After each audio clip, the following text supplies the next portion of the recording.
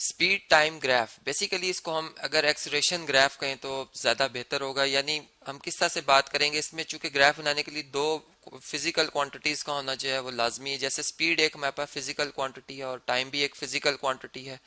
अब इसमें ये बात के जो डिपेंडेंट और इंडिपेंडेंट वेरिएबल के हिसाब से, तो टाइम जो होता है वो इंडिपेंडेंट होता है। यानी हम ये बात जानते हैं कि जब हम एक्स एक्सिस और वाई एक्सिस ड्रॉ करते हैं तो एक्स एक्सिस के अलॉन्ग जो है, यानी जो हॉरिजॉन्टल लाइन आपको नजर है इसके अलॉन्ग ज्यादातर हम जो है वो यानी इंडिपेंडेंट वेरिएबल रखते हैं। वो वेरिएबल जिसकी वैल्यू जो है वो किसी दूसरे वेरिएबल पर डिपेंड नहीं करती, ठीक है। जबकि वो वैल्यू जो कि दूसरे पे डिपेंड कर रही होती है, दूसरे वेरिएबल पर, उसको हम कहते हैं डिपेंडेंट वेरिएबल, जो कि स्पीड है। और हम ये बात जानते हैं कि अगर हमारा मोशन जो एक स्ट्रेट लाइन पर हो, यानी एक कार है जो कि स्ट्रेट लाइन पे मूव कर रही है, तो फिर उसमें जो स्पीड है और उसमें जो वेलोसिटी है वो सेम होगी। तो यहाँ पर हम ये बात करते हैं कि ये हमारे पास जो वेलोसिटी के यूनिट है वो मीटर पर सेकंड होने चाहिए, टाइम के सेकंड्स होने चाहिए, जो कि इनके स्टैंडर्ड यूनिट है। और फिर अगर हम इनका ग्राफ बनाएं तो किस तरह से हम इस बात को स्टडी कर सकते हैं, देखें इसमें डिफरेंट केसेस आते हैं। हम पहला केस यहाँ पर इस तरह से बनाते हैं कि फर्ज करें कि कार जो कि स्टार्ट उसने लिया, जैसे हम घर से निकले हैं तो उस वक्त कोई स्पीड नहीं है, वेलोसिटी जीरो है, ठीक है। यहाँ पर मैं कुछ वेलोसिटीज की वैल्यूज लिख देता हूँ ताकि हमें थोड़ा सा इनको नंबर्स के हवाले से हम इनको समझ रहे हो। यहाँ पर मैं टाइम को शो करूंगा, और चूंकि हम स्मॉल टाइम के हवाले से बात करते हैं एक्सेलरेशन में, जो कि करीब 3 जीरो के होता है, जो कि प्रैक्टिकली उसकी वैल्यू ढूंढना ज़रा मुश्किल होता है। तो हम 1 1 सेकेंड या 2 2 सेकेंड ले लेते हैं नॉर्मली, जो कि एक आम आदमी के लिए इतने भी बहुत छोटा टाइम होता है। तो यहाँ पे चले मैं 2 2 सेकेंड्स के हवाले से बात करता हूँ कि ये 2 2 सेकेंड्स। तो यहाँ पर जारी बात है, टू आफ्टर टू कितना हो जाएगा, 4 हो जाएगा, फिर 6 हो जाएगा, 8 हो जाएगा, 10 हो जाएगा, 12 हो जाएगा और 14 हो जाएगा। जबकि वेलोसिटी हम कहते हैं चले एक बॉडी जो है वो 10 या चले 5 मीटर पर सेकंड की रफ्तार, फिर यहाँ पर फिर 5 जमा 5 10 हो जाएगी इसकी ये रफ्तार, फिर यहाँ पे 15 हो जाएगी, इस तरह यहाँ पे 20 और यहाँ पे 25। अब ऐसा है कि चूंकि जो केस मैं आपको बता रहा था इसको यहाँ से हम, चूंकि हमने डिफरेंट केसेस के वाले से इसको स्टडी करना है तो हम इसे साथ ही कॉपी भी कर लेते हैं। चलें जी, अब हम ऐसा करते हैं कि वेलोसिटी जीरो से स्टार्ट हुई गाड़, और ये यानी 2 मिनट गुजरने के बाद, या 2 सेकंड, सॉरी 2 सेकंड गुजरने के बाद जो इसकी वेलोसिटी है वो इस तरह से हम देख रहे हैं कि उसमें तब्दीली आ रही है। यानी यहाँ पर अगर वेलोसिटी इस टाइम देखी जाए वी एफ, तो वो कितनी है जी, 5 मीटर पर सेकंड है। और इसमें चेंज कितना आया, इसमें चेंज आया जी के जीरो से, यानी इनिशियल वेलोसिटी जीरो थी, जीरो से 5 पे पहुंची है 2 सेकंड में। यानी इसका मतलब इसमें जो एक्सेलरेशन अगर हम देखें तो वो 2.5 मीटर पर सेकंड स्क्वायर है, जो कि हम जानते हैं कि क्या हमारे पास यूनिट होते हैं एक्सेलरेशन के। तो ये आ गई।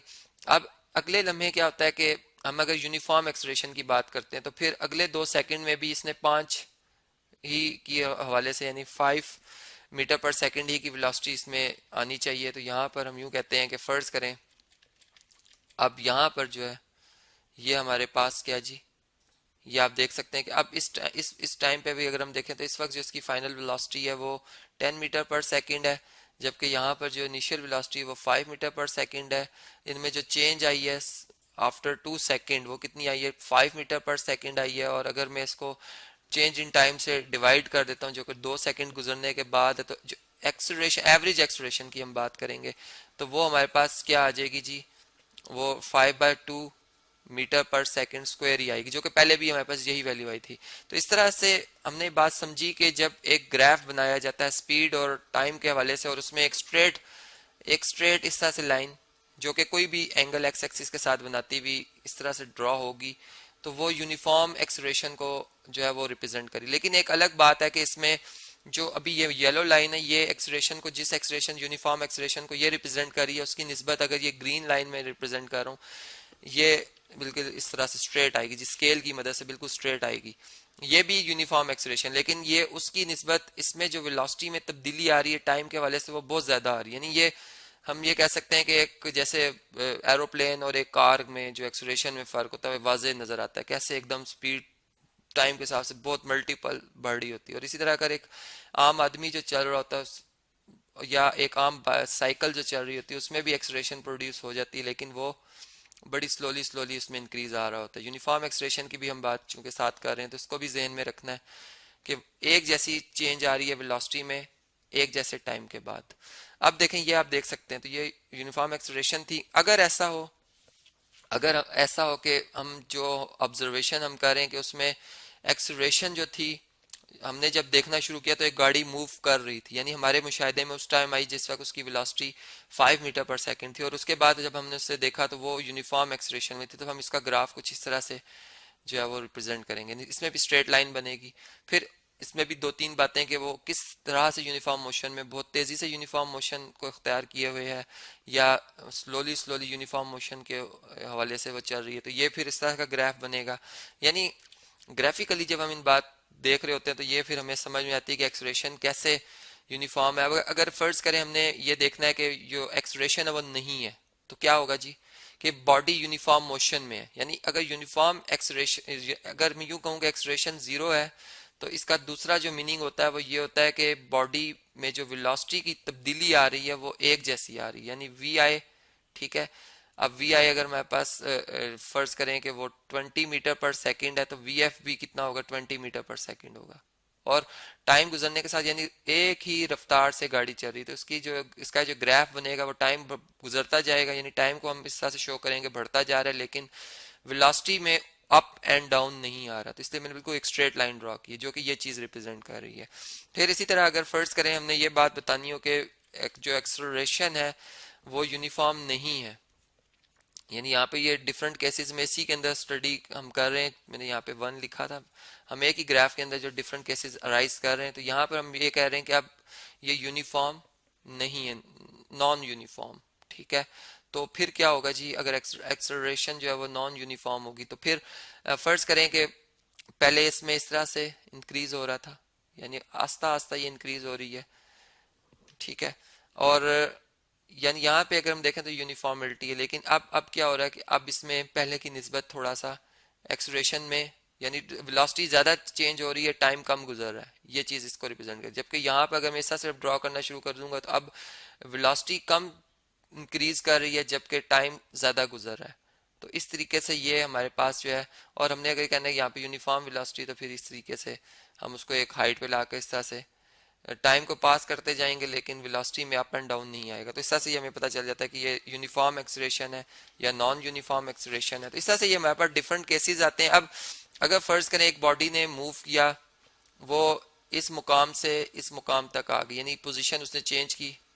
इसकी इनिशियल वेलोसिटी मैं कहता हूँ जी वी आई है, इधर है इसकी फाइनल वेलोसिटी वी एफ, और जो यहाँ तक पहुंचने में टाइम अगर मैं मेजर करना है तो मैं इस पॉइंट से बी पॉइंट से परपेंडिकुलर थ्रो करूंगा एक्स एक्सिस पे, वो जिस पॉइंट पे आके इसको हिट करेगा, फर्स्ट करें वो 11 सेकंड, तो ये टी इसमें 11 आ जाएगा। ठीक है, अब हम ये देखते हैं कि अगर हमने ग्राफिकली देखना हो कि इस बॉडी ने कितना डिस्टेंस कवर किया है, तो इसके लिए हम क्या करेंगे कि ये जो हमारे पास ट्राइंगल बन रही है, ये बेसिकली इसमें इसके मोशन के अंडर जो इसने ग्राफ एरिया कवर किया, ये उसको रिप्रेजेंट करिए। यानी इसमें एस जो होगा वो बेसिकली एरिया ऑफ ट्राइंगल होगा, जो कि जहाँ पे मैं लिख भी देता हूँ एरिया ऑफ ट्राइंगल होगा। और ट्राइंगल जो हमारे पास बन रही है, इसको अगर ओ पॉइंट का है, इसको ए का है और इसको बी का है, तो फिर ओ ए बी जो हमारे पास ट्राइंगल बन रही है, और राइट एंगल ट्राइंगल है। तो फिर इसमें बेस इंटू हाइट। अब बेस अगर आप देखें तो वो टी टाइम है, जबकि हाइट जो है इसकी वो फाइनल वेलोसिटी है वी एफ। तो हम इसमें लिख देंगे V F multiply by T और डिवाइडेड बाय 2, चूंकि वो हाफ ऑफ द जो होता है बेस मल्टीप्लाई बाय हाइट होता है एरिया ऑफ ट्राइंगल। ये बात आप जानते हैं, ऊपर लिख लेता हूँ ताकि आप इस बात को भी याद रखें। तो इस तरीके से अब एस इसमें जो हमारे पास, चूंकि अगर हम एवरेज वेलोसिटी भी लें तो चूंकि इनिशियल वेलोसिटी 0 थी, तो फाइनल वेलोसिटी जो भी है, तो हमारे पास एवरेज वेलोसिटी वही आएगी, जो कि यानी इनका सम वही आएगा जो कि फाइनल वेलोसिटी का है। ठीक है, तो एस इक्वल टू, यहाँ से हम 2s इक्वल टू लिख सकते हैं वी एफ इंटू टी। यानी अगर हमने अब इस इक्वेशन से अगर डिस्टेंस निकालना है तो डिस्टेंस भी मेजर कर सकते हैं, अगर हमने फर्ज करें फाइनल वेलोसिटी मेजर करनी है वो भी कर सकते हैं। यानी अगर तीन वेरिएबल हो तो दो उनमें से क्वांटिटीज की वैल्यू पता होनी चाहिए, तीसरी आप फाइंड कर सकते हैं। अब देखिए फर्ज करें इसमें हमने डिस्टेंस ही निकालना है, फर्ज करें फाइनल वेलोसिटी 25 मीटर पर सेकेंड ही है, तो यहाँ पर 25 लिखेंगे हम मीटर पर सेकंड, टाइम कितना लगा था 11 डिवाइडेड बाय 2, तो ये जो वैल्यू आएगी ये मीटर्स में इसका आंसर आ जाएगा। तो इस तरह से आप डिस्टेंस भी मेजर कर सकते हैं।